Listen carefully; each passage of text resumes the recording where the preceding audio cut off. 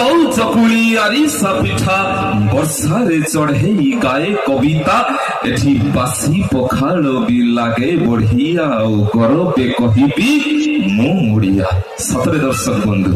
ଏ ଭାରତ ପୃଷ୍ଠରେ ଓଡ଼ିଶା ହେଉଛି ଏମିତି ଏକ ରାଜ୍ୟ ଯେଉଁ ରାଜ୍ୟ ଗର୍ବିତ ତାର ଭାଷା ପାଇଁ, ତାର ସଂସ୍କୃତି ପାଇଁ, ଆଉ ସବୁଠାରୁ ବେଶୀ ଗର୍ବିତ ସେଇ ଜଗତର ନାଥ ଜଗନ୍ନାଥଙ୍କ ପାଇଁ, ଯାହାଙ୍କର ଧାମ ହେଉଛି ବଡ ଧାମ, ଯାହାଙ୍କର ନେତ ହେଉଛି ବଡ ନେତ,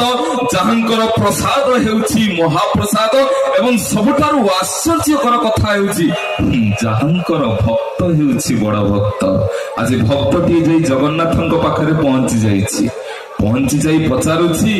ହେ ଜଗତର ନାଥ ଜଗନ୍ନାଥ, କିଏ କହେ ତମକୁ ହଟିଆ, କିଏ କହେ ତମକୁ ନଟିଆ,